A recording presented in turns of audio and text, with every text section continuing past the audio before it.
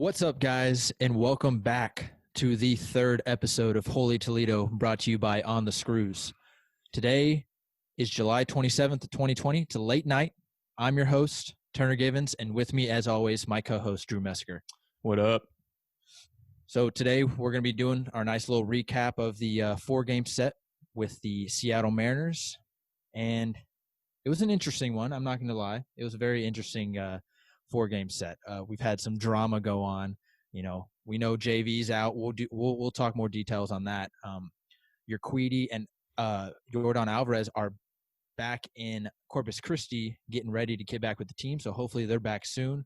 But I mean, they won 3 out of 4. First game was Friday night, correct? Mm-hmm.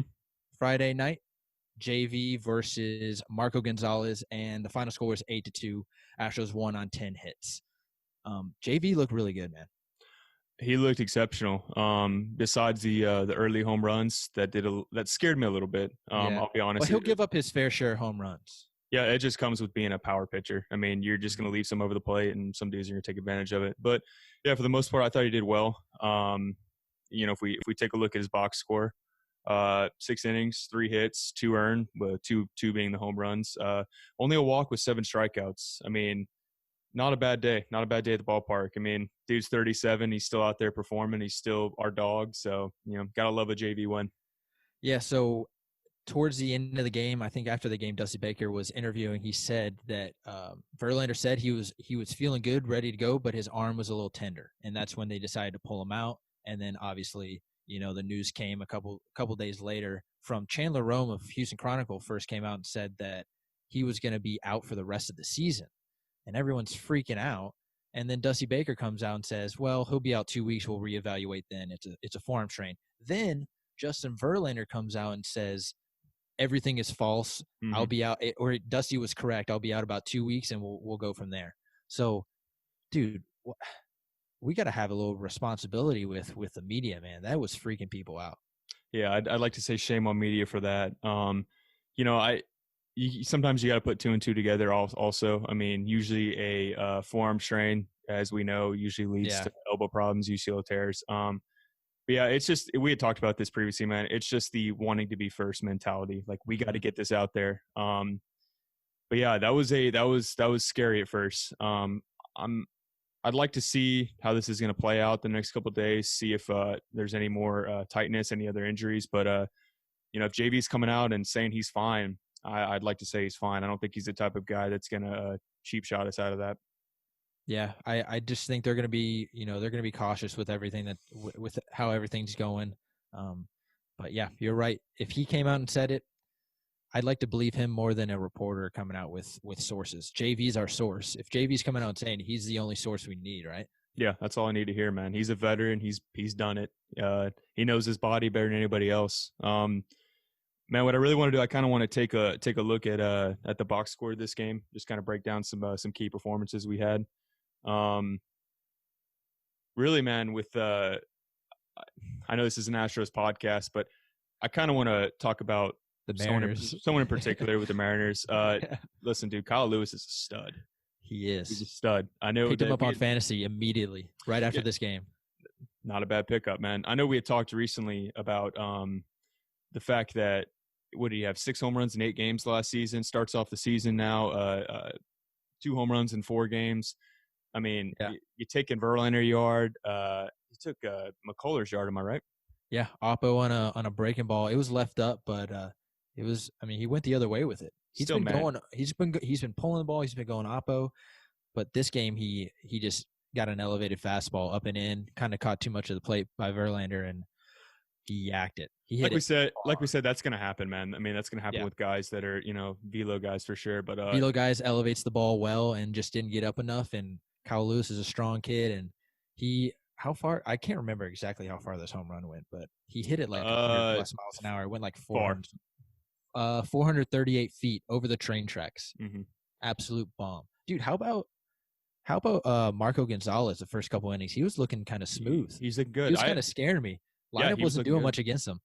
He's that guy. He's deceptive, man. He's an 88 mile an hour fastball guy, lefty. Good changeup. Does well locating pitches. Yeah, it was scary at first, man, because like I had said previously, he had started off the season, I'm pretty sure last year, on a pretty good note. I know Yeah. he started off winning some ball games for him, doing pretty well. But yeah, that was definitely scary at first seeing that, man. Especially against JV, I was like, Yeah. maybe this is going to He be moves the tough. ball around well. He has to, Yeah, or he he'll does. get in. And obviously, start towards the end. I mean, he only gave up.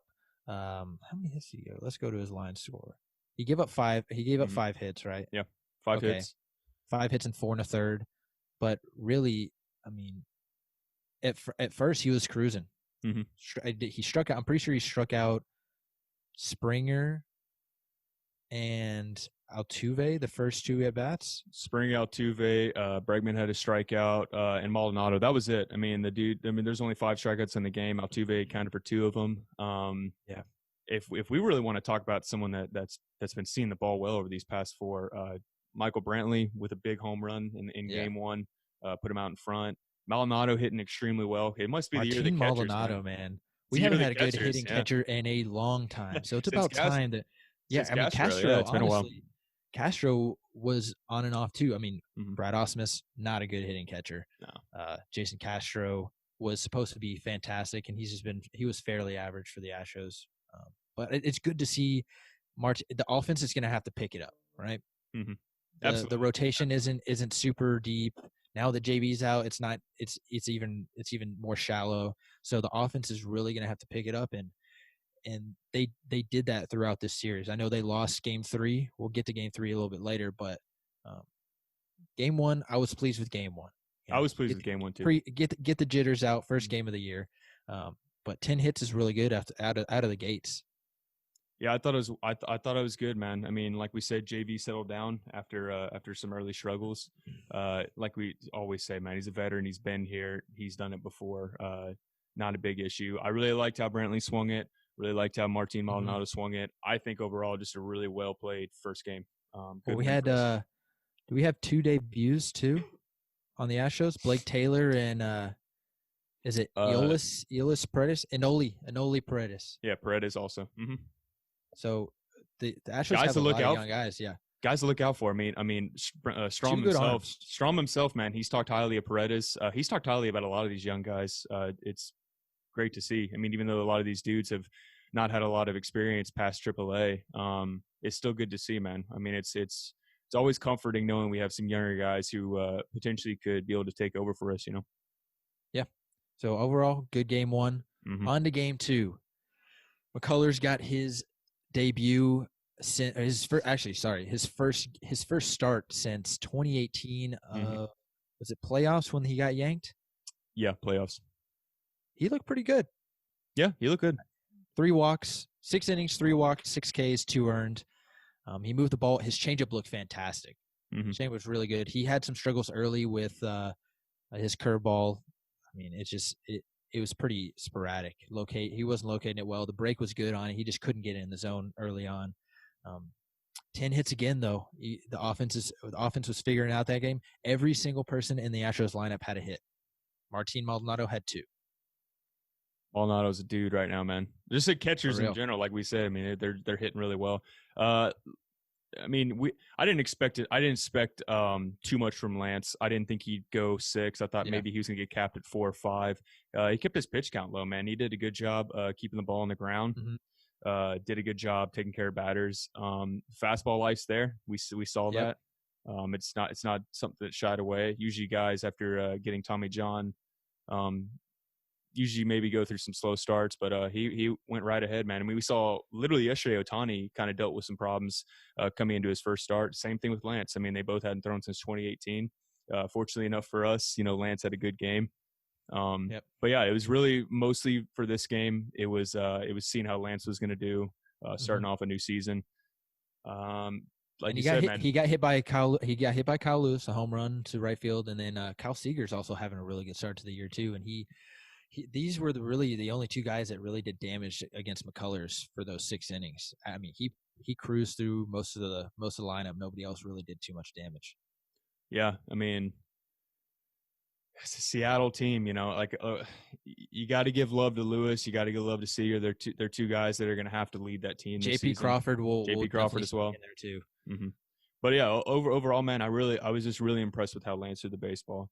That was really all I was looking forward to be honest with you. That second game, I thought it was a done deal. You know, obviously facing Taiwan Walker. Usually do a pretty good job hitting him, but you know, we've seen him so much. But yeah, I thought Lance did well. I thought the bullpen did well. We got Another debut, yeah, we got Christian to. Javier. I mean, we're talking 3 innings of no run baseball. Cy Snead looked pretty well. Osuna with a shutout inning. Mm-hmm. Yeah, Chris Javier having a good outing. I thought overall, man, the pitching was definitely the strong suit here. Yep. Definitely shows in the box score, but yeah, overall, very well played game two. Astros take it 7-2. All right. Game 3 is where we saw a little bit of a skid, especially in the bullpen. That's where we expected to see some hiccups is bullpen and rotation depth. Final score was 7-6. Seattle Mariners won with a rally in the eighth inning with 3-run eighth inning against Chris Davinsky. What do you know? Devo had a great first game and then comes in and just completely shits the bed in his second outing. Yeah, he's not the same guy, man. It's you don't see it there. I mean, he's still got devastating stuff. He's a guy that's got a still wipeout changeup. I mean, he calls it the circle of death for a reason. He's got It's a really devastating good pitch, stuff. man. It's a good pitch. I mean, it's a good pitch. He still is able to locate his fastball well, but it's just not the same Devo, man. It doesn't have the same feel there that he did a few I years think his back. velo's a little bit down. I remember him in his first couple years with the Astros when he was dominant. Mm-hmm. He was 95 to 97. Yeah. And now I think if I remember correctly, he's been mid to lower nines. Other than Davinsky, Greinke really didn't have a fantastic start, but you know, he's kind of behind schedule. When they had to postpone the summer camp, Mm-hmm. he got his schedule all messed up. So that's why they pushed him to the third spot, the third game. But you can tell he's not crisp yet. He missed a couple. He was missing just outside the zone and wasn't getting the calls, but still, he's not the Greinke that we're going to end up seeing later in this season. I hope so, man. We need him to. I'm just crossing my fingers on that. Yeah, we need guys to step up. I mean, what was the tweet that Taggart said about what Framber Valdez said about Verlander? He said with JV out, that's like a leg. Oh, let me actually pull it up because I don't want to mess up because I thought it was kind of funny, but it was also a really good four-legged table losing a leg or something like that. Yeah. It's the truth, man. I mean, if this is a problem where JV's going to be out for the season, we need all hands on deck. We need all these guys to step up. You know, early on, I'm not worried about a few guys. Osuna's looked very good. Paredes has looked good. Blake Taylor's been really good. Yeah, Blake Taylor's been. He's our only lefty out of the pen. I mean, that's something that's gonna maybe strike me as nerve-wracking down the road. But as of now, man, our bullpen arms have looked decent. I mean, besides Devo in this outing, they've looked decent. We're gonna need McCullers to. It's really going to be a McCullers Greinke season. I mean, if this is true and Verlander goes out, I mean, we got all hands on deck, like I said, man. We're gonna have there needs to be a dark horse that comes out and really just kind of surprises everyone. I mean, I guess I wouldn't really call him a dark horse, but Kyle Tucker came in and pinch hit in the ninth inning and hit a double, get us in the game again, man. Okay, when I was watching this game, what's his name? Williams, Taylor Williams for the Mariners was kind of nasty. Mm-hmm. He had some really good stuff, and Kyle Tucker came in. Brantley came in and very good slider. Smacked I think it was a slider down the line, and then 3-2 count inside slider. I'm pretty sure right at the back hip. Just did Michael Brantley things. I mean, he's robotic to me, dude. He's not even a human being. The guy's such a smooth approach, swing, his approach, his swing, his quiet swing. It's beautiful, honestly. It's one of the better. It's even before he got to Houston, he was known around the league as one of the best swings in baseball. And he was underrated before he got to use it. I still think he's underrated. Oh yeah, for sure. I mean, he put up 100 RBIs last year. Am I right? Maybe 90. He's never going to be a guy that's going to hit for a lot of home runs. He's always going to be a 300 hitter for the most part. He had a good year, man. I mean, I'm fact checking that. He's fact check me. Yeah, dude, he's starting off to a hot start again. mean, Brantley's 90 RBIs. 90 RBIs. Okay. Hey, that's still very, very respectable. That's actually more than respectable. That's really good for a guy like him too. Like, I mean, this, like I said, this is not a power hitter. I mean, this is a guy that's he'll just going to smack 20 bombs out, but he, you know what he does really well is just barrels the ball up. Barrels it up. Doesn't matter if it goes out or not. He's going to barrel it because his hand-eye coordination is incredible. Plate discipline is incredible. Dude, he just knows the zone so well. Him and Bregman know the zone extremely well. Very good. I'd love to know what his vision is on the show because it's got to be up there, man. He's got it has to be, yeah. He's got one of the best eyes in baseball. I mean, he leaves junk alone and hits baseballs that are right down the middle. Very good eye. Very good eye. Yeah, so Martin Maldonado stayed hot in this game, 1 for 3 with 2 RBIs. Before Nelson Cruz had that incredible game yesterday, Martin Maldonado was at the top of the RBI list. Good for him, man. Not anymore. Not anymore.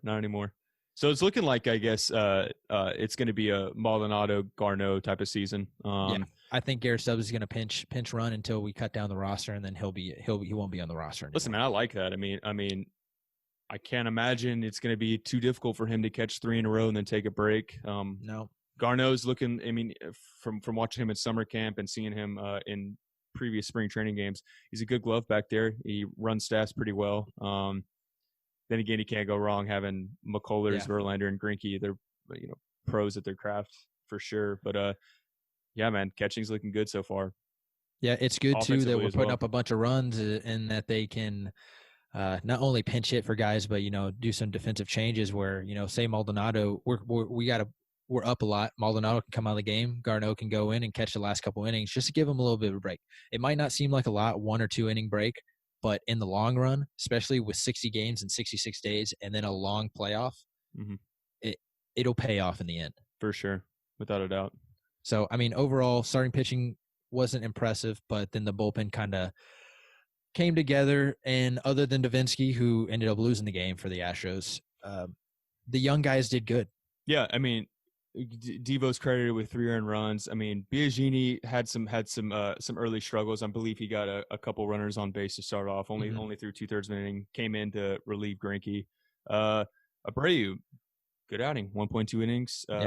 Walks were his only problem is walks, man. But he doesn't get hit. That's the thing. He'll walk guys and doesn't get hit, but that's the problem. If you walk too many guys and you just give up an untimely hit, it turns into something serious, which is what Josh James does all the time. That's the big problem with Josh James. Yeah, one of the big issues. I mean, we'll get to him in this next. We'll just go into Game 4, I guess.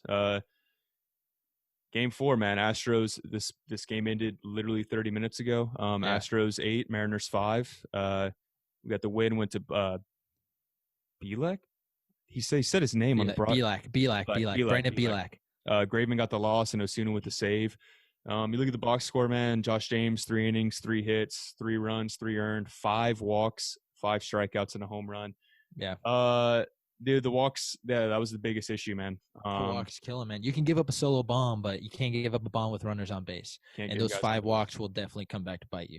I think, man, I was really. His stuff looked good, dude. Yeah, it looked good. This stuff's not the problem ever with him, man. He's always going to have a great life to his fastball. Great life to his slider. That changeup was really good too. It was looking good too. Yeah, I was really hoping, man, that Strahm was going to come out there and calm him down, and then that was just going to be the wizard talk he needed to get through it. Strahm was pissed, dude. When he started to struggle, they panned the Strahm, and he was on the bullpen phone, and he slammed the door shut and walked away, and he took his hat off and rubbed his head. Dude, damn, he's stressing. Yeah, the coolest thing about not having fans and everything, obviously you can hear the dugouts. I mean, we saw the Cubs had an issue with it yesterday, just guys chirping back and forth. I mean, that happens in baseball games, but a lot of people don't realize it because the crowd's roaring, there's sounds going on everywhere. But it's always funny if you kind of hear, if you're kind of hearing for Brett Strong's voice, you'll hear him in the background. Bear down, let's go. Bear down. It's all you can just tell it's him talking every time. He's a very vocal pitching coach. I mean, I love it. Strom's the best at what he does for a reason, I love Strahm. Perfect guy to have in there, especially he's a good pitching coach when you have a good staff. And then when you have young guys like the Astros do right now, he's a good pitching coach to have in there. He can kind of corral everything in. I mean, the offense was colder, I guess. They scored 8 runs, but they was a little bit colder hits wise. They got out hit 9-8, but they still won the game, so it really doesn't matter. But Mhm. Altuve 2 for 4, 2 RBIs. Bregman 1 for 3 with a ginormous tank in the His 100th career home run. 100th career home run. Yep. And it was a bomb, and it was It was a left bomb. right down the middle. And it was off of Kendall Graveman, who was honestly not doing too bad early the first 2 innings. He was pumping 98, sitting 95, 96, pumping 98 after coming back from Tommy John previous couple years. And that was the first couple innings of these games have kind of been scary when the Mariners pitching kind of comes out and dices the Astros hitters up. The first 2 innings, I'm like, oh man, here we go. What's going to happen here? And then it kind of kicks in. Oh, they're the Mariners. Yeah. They'll start to kick themselves in the butt here. So yeah, it's only evident it's going to happen. I think really, man, for me, the biggest bright spot in this game for me was seeing Altuve really swinging the bat well. I mean, he started off with a home run, double, and even the line out he got to second base was a rope. I mean, yeah, it's frustrating. Obviously, you don't want to get sucked into the Twitter world of Astros hate, but just guys talking about Altuve, putting up these numbers because of the cheat. It's not true. He's a pure hitter. Yeah. He's a professional. He's one of the best hitters in the league, if not the best contact hitter in the league. It just takes a little bit for him to catch his groove, man. I know he started off slow last season, finished up on a pretty good note. So, I mean, you can never sleep on Jose Altuve. The dude puts up great at bats, swings the bat exceptionally well. Yep. Yeah, it looked good to see him swing the bat well today. Even like I said, even that line out he had was just good bat on ball. It's good to see. Correa's hitting the ball really well too. Even his outs are loud. It seems like he's barreling the ball to dead center and he's just popping it up. He's just getting underneath it a little bit. But overall, the lineup has looked pretty good. They scored 14, 21, 29 runs in a 4-game set. It's against the Mariners, but this is without Yordan Alvarez and with George Springer batting .063 on the year with 1 home run. So Springer kicks it into gear. Yuli needs to figure it out a little bit, and we get Yordan back. 29 runs could turn into a lot more, and we need a lot more with JV going down and not having a really, really good idea of who's going to take his spot. I put out a little bit of a thread on Twitter of I think Framber Valdez has some good stuff, and that if he figures it out, he could definitely be a guy that helps. And going back to your quote, he was interviewed by McTaggart, and he said, Framber said, losing Verlander is like a table losing one of its legs, and the table needs some support now. It has 3 legs. That's literally the that was word for word too. Yes. Yes. And it was probably all in one sentence, like as fast as he could say it. Yeah. Gotta love it. I think I want to kind of go back with what you said about Springer. I mean, listen, he's struggling right now. Obviously, I mean, he had a big home run yesterday, but for the most part, man, he's the leader of this team when it comes to offense. He's hitting in the leadoff spot for a reason. When he gets hot, man, I cannot wait to see the rest of those guys. They just feed off of him so well. They do. He's the premier leadoff hitter in Major League Baseball for sure. Does it all: speed, power, gets on base. Yeah, I think once he starts to figure things out, it's just gonna start going down from there. Yeah, no, we just gotta wait and see what's going to happen with JV. But I'm pleased with the fact that we don't have Yordan. I'm not happy about it, but the fact that we don't have Yordan, Springer's cold, Yuli's not doing too well, but we still put up 29 runs. Like I said, that's a good sign because once it all comes together, it could be really special. We just gotta hope the pitching can keep us in the games. And I'm thinking if our pitching staff can keep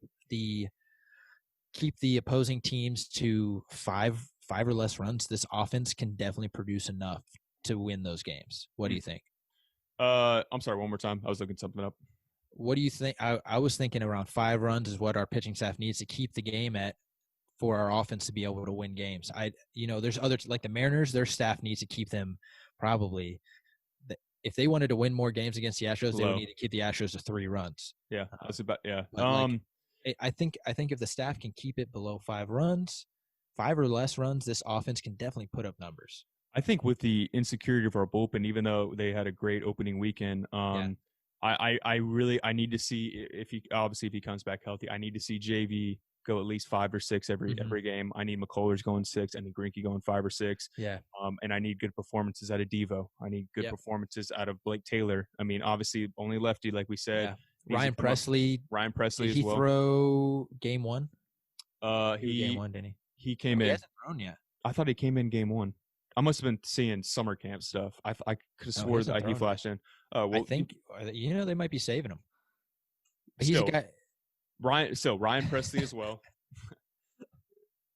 Little malfunction.